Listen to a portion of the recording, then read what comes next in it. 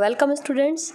Rajasthan board of secondary education का 27 मार्च 2024 वाला paper viral हो गया है यूट्यूब पर एग्ज़ाम होने से 12 घंटे पहले। तो जिन्होंने भी पेपर नहीं देखा है वो जल्दी से पेपर देख लीजिए, अपने क्वेश्चंस के आंसर लगा लीजिए और अपना स्कोर जो है वो 100% लाइए। एकदम सही पेपर है, एकदम करेक्ट है, 100% वही क्वेश्चन आएंगे। इस टाइप की न्यूज़ बहुत ज़्यादा यूट्यूब पर चल रही है इस टाइम।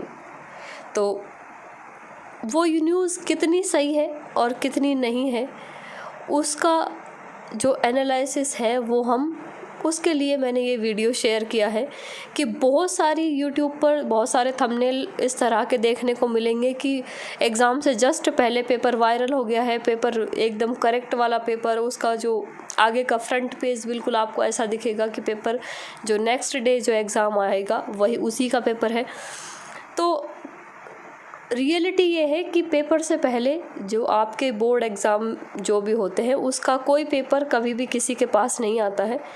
तो इस टाइप के जो भी आप सर्च करते हैं कि पेपर वायरल या पेपर कल वाला पेपर मिल, तो इस टाइप के जो भी आपको मटेरियल देखने को मिलता है यूट्यूब पे तो सलाह ये है कि उस टाइप का जो भी मैटर है उससे थोड़ा सावधान रहें और वो सारी न्यूज़ देख के अपना टाइम वेस्ट ना करें वहाँ पर, क्योंकि वो दिखाने में कुछ और है और अंदर देखने में कुछ और है।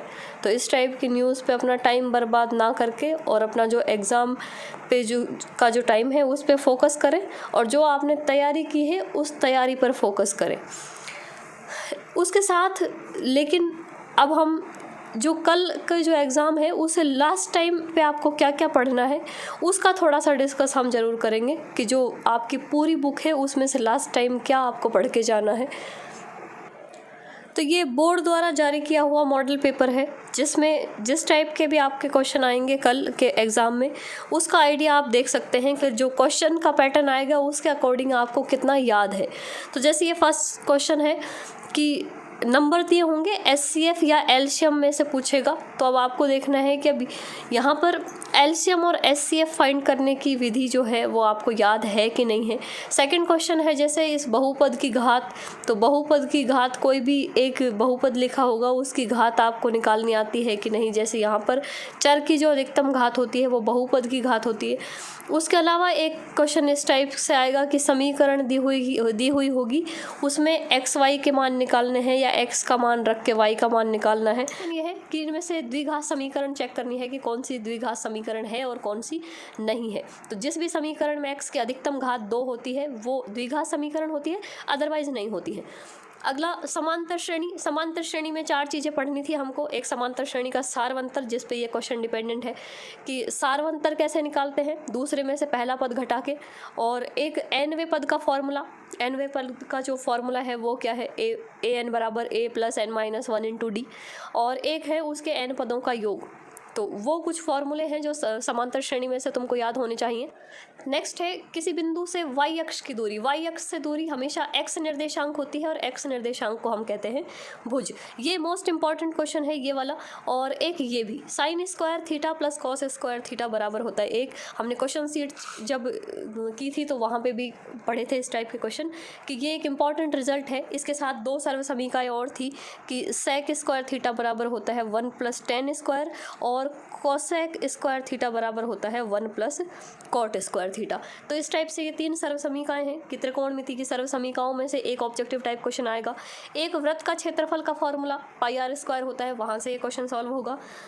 और 5 सेंटीमीटर भुजा के वर्ग में खींचे जा सकने वाले अधिकतम त्रिज्या वाले वृत्त का व्यास। इस टाइप के जो ये अनुप्रयोग वाले क्वेश्चन हैं कि एक वृत्त है, वृत्त की भुजा है 5 और इसके अंदर जो वृत्त बन सकता है मैक्सिमम उसकी त्रिज्या 5 होगी तो व्यास हो जाएगा टोटल 10। इस टाइप के ये क्वेश्चन हैं। अब आपका कितना कंसेप्ट क्लियर है। अगला ये है घन के विकर्ण की लंबाई ज्ञात करने का फॉर्मूला कि घन की विकर्ण की लंबाई हम किस फॉर्मूले से फाइंड करते हैं। तो इस तरह से ये मॉडल पेपर है। मॉडल पेपर को देख के आप क्वेश्चंस का आइडिया लगा सकते हैं कि कितने क्वेश्चंस आपको, क्योंकि सिर्फ नंबर्स चेंज हो सकते हैं, क्वेश्चन का पैटर्न चेंज हो सकता है, बाकी किस चैप्टर में से कौन सा टाइप का क्वेश्चन आएगा वो हम यही फिक्स रहेगा। अब समांतर श्रेणी में 5वां पद पूछ लिया है तो बस इतना चेंज हो सकता है कि समांतर श्रेणी में से nवां पद पूछ ले या समांतर श्रेणी का सारवंतर पूछ ले, तो आएगा क्वेश्चन समांतर श्रेणी में से ही। ऐसे ये cos 0 डिग्री का मान एक त्रिकोणमिति में से जो फिल इन द ब्लैंक्स आएगा ही आएगा, वो क्वेश्चन कुछ भी आ सकता है, वो फिक्स नहीं होता। और समांतर माध्य जितने भी नंबर्स दिए हुए हैं सबको जोड़ के जितने नंबर्स हैं उनका भाग लगाते हैं तो समांतर माध्य आ जाता है। पासे को उछालने पर 6 आने की प्रायिकता 1/6 होती है। तो इस टाइप के जो क्वेश्चन है कि घात 2 के बहुपद को कौन सा बहुपद कहते हैं, द्विघात बहुपद कहते हैं, तो अब वो कंसेप्ट आपको देखना है। इसके साथ ही हम हर चैप्टर में से आपको कौन सा फॉर्मूला या कौन सा रिजल्ट याद रखना है एक बार उसको और देख लेते हैं फटाफट। ये चैप्टर फर्स्ट की क्वेश्चन बैंक है जिसमें से आपको याद रखना है वो क्या है कि एक थ्योरम थी इसके अंदर एलसीएम गुणा एचसीएफ बराबर दोनों संख्याओं का गुणनफल, और एक इसकी आधारभूत प्रमेय है कथन आ सकता है कि प्रत्येक भाज्य संख्या को अभाज्य संख्याओं के गुणनफल के रूप में व्यक्त किया जा सकता है, और अपरिमेय संख्याओं का पुनर्भरण, इसका मीन्स कि किसी भी संख्या को किसी भी अपरिमेय संख्या को अपरिमेय किस तरह से सिद्ध किया जाता है वो, और एक एलसीएम एचसीएफ निकालना। ये 4 चीज़ें हमने सीखी थी इस चैप्टर में, तो वो आप वापस रिवाइज कर सकते हैं कि ये इंपॉर्टेंट है एलसीएम गुणा एचसीएफ बराबर दोनों संख्याओं का गुणनफल। नेक्स्ट है ये सेकंड चैप्टर बहुपद या पॉलिनोमियल। इसके अंदर जो याद रखना है कि किसी भी जो वक्र है y बराबर px, तो किसी भी बहुपद का जो ग्राफ है वो x अक्ष को जितने बिंदुओं पर काटता है उसके शून्यकों की संख्या भी उतनी ही होती है। हमने इस टाइप के कुछ ग्राफ पढ़े थे कि इस तरह से कोई ग्राफ है तो x अक्ष ये वाला होता है, ये जितने बिंदुओं पर काटेगा उतने ही इसके शून्यक बनेंगे। और 2 प्रमेय थी कि शून्यकों का योग होता है अल्फा प्लस बीटा बराबर -b/a, जहाँ पर ये ABC इस बहुपद के गुणांक होते हैं, और शून्यकों का गुणा होता है c/a। तो ये रिजल्ट है, ये प्रूफ करने के लिए क्वेश्चन आ सकता है कि हमको बहुपद के शून्यक निकालने के बाद में ये सिद्ध करना पड़े, और 3 घात वाला इसमें हमको पढ़ना नहीं है। और एक बहुपद का शून्यकों का योग और शून्यकों का गुणनफल दिया हो तो बहुपद कैसे निकालते हैं उसके लिए ये फॉर्मूला है, वापस रिवाइज कर सकते हैं कि x² माइनस शून्यकों का योग गुणा x प्लस शून्यकों का गुणनफल, ये बहुपद निकालने का फॉर्मूला है। और ये यहाँ पे इसका एग्जाम्पल देखो दिया हुआ है कि किस तरह से शून्यक गिनते हैं। नेक्स्ट ये चैप्टर नंबर 3 में से जो कंसेप्ट याद रखना है कि इसमें से भी छोटे क्वेश्चन ही आएंगे, सिर्फ जो देख के आंसर देना होता है कि दो सरल रैखिक समीकरण होती है a1x plus b1y plus c1 बराबर 0 और a2x plus b2y plus c2 बराबर 0। तो इससे हम गुणांकों की तुलना करते हैं a1/a2 और b1/b2। अगर ये बराबर नहीं है तो युग्म संगत होता है और निरूपित रेखाएं प्रतिच्छेदी, और इनका केवल एक हल होता है जिसको अद्वितीय हल कहते हैं। सेकंड जो हमने रिजल्ट पढ़ा था कि a1/a2 बराबर b1/b2 और c1/c2 के बराबर नहीं है, तो ये युग्म असंगत होता है, रेखाएं समांतर होती हैं और इसका कोई हल नहीं होता। तीसरा है कि अगर तीनों ही बराबर हों तो रेखाएं समपाती होती है, युग्म संगत होता है और इससे बनने वाले जो हल हैं वो अपरिमित होते हैं। तो इस पे से एक क्वेश्चन जरूर आएगा। नंबर इक्वेशन में सिर्फ गुणांक चेंज हो सकते हैं, बाकी कंसेप्ट यही यूज करना है। नेक्स्ट चैप्टर है ये चैप्टर नंबर 4, जिसमें गुणांकों के प्रकृति या गुणांक निकालने का जो फॉर्मूला हमने पढ़ा था कि गुणांक किस तरह से निकालते हैं, इसमें से कोई भी छोटा क्वेश्चन नहीं आएगा। इसमें से जो क्वेश्चन आएंगे वो इस टाइप के बड़े क्वेश्चन आएंगे, 4 नंबर का डिस्क्रिप्टिव जो क्वेश्चन होता है बड़ा। तो बहुपद के शून्यक निकालते कैसे हैं, इस लैंग्वेज को समझना, समीकरण बनाना और उन समीकरणों से शून्यक निकालना, इस टाइप का एक क्वेश्चन यहाँ से आएगा। उसके अलावा ये समांतर श्रेणी आ गई। समांतर श्रेणी में वही श्रेणी इस टाइप से होती है a plus D a plus 2d, nवां पद होता है a plus n minus 1 into d, और जहाँ पे a nवां पद, a प्रथम पद, n पदों की संख्या और d सारवंतर। सारवंतर को दूसरे में से पहला पद घटा के निकालते हैं। पदों की योग के 2 फॉर्मूले हैं, एक होता है n/2 2a plus n minus 1 into d, और एक होता है n/2 a प्लस l या an। तो इस चैप्टर में हमेशा याद रखना है कि अगर 2 फॉर्मूले एक साथ, 2 चीज़ें SN भी दिया है, AN भी दिया है या AN पूछा है, तो जिस फॉर्मूले में ये 3 या 4 फॉर्मूले हैं, जिस फॉर्मूले में सिर्फ एक को छोड़ के बाकी सारी चीज़ें दी हुई हैं, उस फॉर्मूले से हम क्वेश्चन स्टार्ट करते हैं, और उसके अलावा जो भी क्वेश्चन में पूछा है वो जिस फॉर्मूले में आ रहा है उससे हम निकाल देते हैं। तो ये फॉर्मूले, इसके अंदर जो मेन काम है वो है इन फॉर्मूले याद करने का। 3 फॉर्मूले हैं टोटल ही इसमें, तो याद कर एक बार वापस से ज़रूर रिवाइज करके जाए इनको। नेक्स्ट ये चैप्टर नंबर 6 त्रिभुज वाला चैप्टर है। इसमें एक प्रमेय थी आधारभूत समानुपातिकता प्रमेय। सारे के सारे क्वेश्चन इसी ही प्रमेय पर डिपेंड है। थेल्स प्रमेय कह सकते हैं या फिर आधारभूत समानुपातिकता प्रमेय कह सकते हैं कि एक त्रिभुज की एक भुजा के समांतर खींची गई रेखा शेष भुजाओं को समान अनुपात में विभाजित करती है। ये इसका कंसेप्ट था। एक ही कंसेप्ट पे सारे क्वेश्चन हैं इसके। कि जितने भी इसमें 2 क्वेश्चन शॉर्ट आएंगे 1-1 नंबर के और 1 क्वेश्चन आएगा 2 नंबर का, तो वो चारों के चारे क्वेश्चन इसी पैटर्न पे ही आएंगे कि जैसे ये कोई त्रिभुज है तो ये अनुपात इसका और इसका अनुपात और इसका और इसका अनुपात, ये दोनों हमेशा बराबर रहते हैं कि AD/DB बराबर होगा AE/EC के। तो यहाँ पे देखो, देख भी सकते हैं कौन से ऑप्शन में लिखा है AD/BD और AE/EC, ये वाला ऑप्शन राइट है। तो ये कंसेप्ट यूज़ होगा, कहीं पे डायरेक्ट कंसेप्ट पूछ सकता है, कहीं पे यहाँ पे भुजाओं की लंबाइयाँ लिखी होंगी और हमको हमेशा इस अनुपात को बराबर लगाना होता है। तो ये 6 चैप्टर में से याद करना है आपको।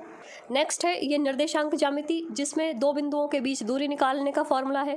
फॉर्मूला होता है PQ, ये AB या PQ जो भी बिंदु दिए हुए हों, उन बिंदुओं के बीच की दूरी कि x2 - x1 का स्क्वायर प्लस y2 - y1 का स्क्वायर, और इस पूरे पर हम लगाते हैं अंडर रूट। उसके अलावा 2 बिंदुओं को विभाजित करने वाले बिंदु के निर्देशांक कि अगर कोई 2 बिंदु हैं A और B जो M1/M2 में विभाजित हो रहे हैं, तो जो विभाजित करने वाले बिंदु के निर्देशांक होते हैं वो होते हैं M1x2 + M2x1/M1 + M2, M1y2 + M2y1/M1 + M2, ये और ये सेम ही है। तो ये निर्देशांक होते हैं इसके, और मध्य बिंदु के निर्देशांक होते हैं x1 + x2/2 और y1 + y2/2। ये भी याद रखना है, मध्य बिंदु के निर्देशांक। शॉर्ट क्वेश्चन में हमेशा मध्य बिंदु का निर्देशांक ही पूछा जाता है। तो ये निर्देशांक ज्यामिति भी पूरी फॉर्मूले, इन 2 फॉर्मूलों पे पूरी निर्देशांक ज्यामिति डिपेंड करती है कि ये 3 फॉर्मूले अगर याद हैं आपको तो इसका क्वेश्चन गलत नहीं होगा। फिर इसमें चारों ही शॉर्ट क्वेश्चन आएंगे। देखो कि बड़ा क्वेश्चन कोई नहीं आएगा इसमें से, तो आपको कंसेप्ट याद होना चाहिए कि जैसे यहाँ पे पूछा है x अक्ष से दूरी हमेशा y निर्देशांक होती है और y अक्ष से दूरी हमेशा x वाला निर्देशांक होती है, और दूरी हमेशा प्लस में आती है, चाहे निर्देशांक प्लस का हो और चाहे निर्देशांक माइनस का। नेक्स्ट है ये त्रिकोणमिति, जिसमें 3 तो ये प्रमेय हैं जो याद करनी थी।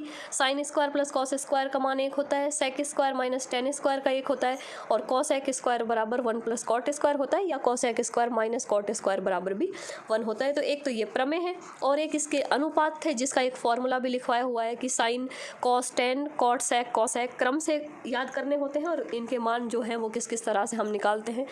तो उसमें से शॉर्ट क्वेश्चन भी आएंगे, और जो बड़ा क्वेश्चन आएगा एक डिस्क्रिप्टिव, वो उसमें ये वाले रिजल्ट अप्लाई होंगे। तो जो भी इसकी सारणी है, सारणी को एक बार जरूर याद करके जाने से पहले। नेक्स्ट जो चैप्टर है उसमें त्रिकोणमिति के अनुप्रयोग है, जिसमें सिर्फ पूरी जो त्रिकोणमिति में हमने 2 चीज़ें पढ़ी हैं, एक त्रिकोणमिति अनुपात और एक पाइथागोरस प्रमेय, वो चीज़ें इसके अंदर यूज़ होती हैं। तो वो तो क्वेश्चन पर डिपेंड करेगा कि किस तरह का त्रिभुज बनेगा और कौन सा हमको त्रिकोणमिति अनुपात लगाना है या पाइथागोरस प्रमेय लगानी है। तो पूरी डिपेंड ये उसी पे करेगी कि आपको सारणी याद होनी चाहिए और पाइथागोरस प्रमेय और त्रिकोणमिति के अनुपात, सारी चीज़ें याद होंगी तो आप इसके क्वेश्चंस कर सकते हैं। नेक्स्ट ये व्रत वाला चैप्टर है, जिसमें सिर्फ ये छोटे छोटे क्वेश्चंस हैं जो डायरेक्ट रिजल्ट हैं वो वाले, कि व्रत पर स्पर्श रेखा व्रत को कितने बिंदुओं पर स्पर्श करती है। एक पर एक छेदक रेखा व्रत को कितने बिंदुओं पर काटती है, तो 2 बिंदुओं पे। कि व्रत के व्यास के सिरों पर खींची गई स्पर्श रेखाएं कैसी होती हैं, समांतर। तो इस प्रकार के जो क्वेश्चन है कि व्रत की स्पर्श रेखा और स्पर्श बिंदु से जाने वाली त्रिज्या के साथ कितना कोण बनता है, 90 डिग्री का बनता है। यदि 2 व्रत परस्पर स्पर्श करते हैं तो कितनी उभयनिष्ठ स्पर्श रेखा हो सकती है, 1। इस टाइप से जो इसके रिजल्ट हैं छोटे छोटे, कि बाह्य बिंदु से व्रत पर अधिकतम 2 स्पर्श रेखाएं खींची जा सकती हैं। किसी व्रत की स्पर्श रेखा उसे 1 बिंदु पर प्रतिच्छेद करती है। एक व्रत की कितनी समांतर स्पर्श रेखाएं हो सकती हैं, तो 2 हो सकती हैं टोटल। व्रत और उसकी स्पर्श रेखा के उभयनिष्ठ बिंदु को स्पर्श बिंदु कहते हैं। व्रत पर स्थित एक बिंदु से केवल 1 स्पर्श रेखा खींची जा सकती है। तो ये छोटे छोटे क्वेश्चन आएंगे इसमें से। अगला ये व्रत और व्रतखंड या त्रिज्यखंड वाला चैप्टर है। व्रत जिसमें से ये फॉर्मूले पे ही क्वेश्चन आएंगे कि चाप की लंबाई का फॉर्मूला होता है θ/360 डिग्री गुणन 2πr, और ये यहाँ पे त्रिज्यखंड को निकालने का फॉर्मूला होता है θ/360 गुणा πr²। और व्रतखंड का क्षेत्रफल त्रिज्यखंड के क्षेत्रफल में से संगत त्रिभुज का क्षेत्रफल निकालने से निकलता है। व्रत की परिधि 2πr होती है, व्रत का क्षेत्रफल πr² होता है। तो ये सारे फॉर्मूले यूज़ करके और इसको ये जो चैप्टर है उसके क्वेश्चन होंगे। नेक्स्ट ये त्रिविमीय आकृतियाँ हैं, इनके जो क्षेत्रफल और आयतन के जो सूत्र हैं इनको जरूर याद करके जावें वापस से देख के, कि घनाभ का क्षेत्रफल होता है 2 गुणा लंबाई LB + BH + HL, और जो आयतन होता है वो होता है LBH। घन का जो क्षेत्रफल होता है वो 6 गुणा भुजा का स्क्वायर और आयतन होता है भुजा का क्यूब। इस तरह ये शंकु का लिखा हुआ है। बेलन का πr² आयतन होता है और गोले का होता है 4/3 πr³। इसमें से जो क्वेश्चन आएंगे वो सारे के सारे ये फॉर्मूले पे ही आएंगे कि फॉर्मूले में मान रखना है और आंसर निकालना है। उसके बाद ये चैप्टर है लगभग लास्ट में 13वां चैप्टर, जिसमें माध्य माध्यिका और बहुलक है। तो एक तो इस रिजल्ट को जरूर याद करके जावें, 3 गुणा माध्य बराबर बहुलक प्लस 2 गुणा माध्य, एक ये रिजल्ट एवं में आ सकता है। उसके अलावा प्रेक्षणों का माध्य कैसे निकालते हैं, प्रेक्षणों का योग और प्रेक्षणों की संख्या, कि जिस प्रेक्षण की बारंबारता सबसे अधिक होती है उसको बहुलक कहते हैं। और ये आपको याद रखने हैं फॉर्मूले, कि हमने जो विधि पढ़ी है वो पढ़ी है कल्पित माध्य से कैसे निकालते हैं। तो ये formula A plus sigma FI DI और बटे सिग्मा FI, ये वाला फार्मूला समांतर माध्य निकालने का। और बहुलक निकालने का फार्मूला है L plus F1 minus F0 upon F2 F1 minus F0 minus F2 गुणा H। ये फार्मूले को अच्छे से याद करके जाएं, यहाँ पे थोड़ा गलत लिखा हुआ है इसमें। और जब भी क्वेश्चन आए तो फार्मूला, जहाँ फार्मूला यूज़ होता है वहाँ फार्मूला ज़रूर लिखें, और जो जो उसमें चीज़ें यूज़ हुई हैं उसके नाम ज़रूर लिखें कि कौन सी क्या है। और एक फार्मूला इसका ये है माध्यक निकालने का, तो ये L plus N/2 minus CF बटा F इंटू H। तो ये वाले फार्मूले तीनों ज़रूर याद करें इसके। और लास्ट है प्रायिकता, कि किसी भी घटना की प्रायिकता उसके अनुकूल परिणाम बटे कुल परिणाम से निकालते हैं। जब भी प्रायिकता का क्वेश्चन आए फार्मूला ज़रूर लिखें प्रायिकता निकालने से पहले। निश्चित घटना की प्रायिकता 1 होती है, असंभव घटना की प्रायिकता 0 होती है। और एक ये रिजल्ट मोस्ट इंपॉर्टेंट रिजल्ट है, 0 is less than equal to probability of E is less than equal to 1, कि प्रायिकता का मान जो है वो 0 से लेके 1 तक होता है। और उसके अलावा यहाँ पे कि सभी प्रारंभिक घटनाओं की प्रायिकता का योग 1 होता है। इसको ऐसे लिखते हैं कि किसी घटना के घटित होने की प्रायिकता और नहीं होने की प्रायिकता का योग भी 1 होता है। इस टाइप से ये इसके कुछ इंपॉर्टेंट रिजल्ट हैं जो क्वेश्चन में काम आएंगे। और ये यहाँ पे जो सिलेबस पूरा कवर भी हो गया, लास्ट चैप्टर है ये। तो ये जो कंसेप्ट है इनको ज़रूर पढ़ के जाएँ वापस से, और जो क्वेश्चंस किए हैं वहाँ पे इस तरह से याद करके जाएँ कि सारे कंसेप्ट जो है वो आसानी से जहाँ जो यूज़ होगा वो कम से कम याद होना चाहिए। तो बेस्ट ऑफ लक कल के एग्ज़ाम के लिए।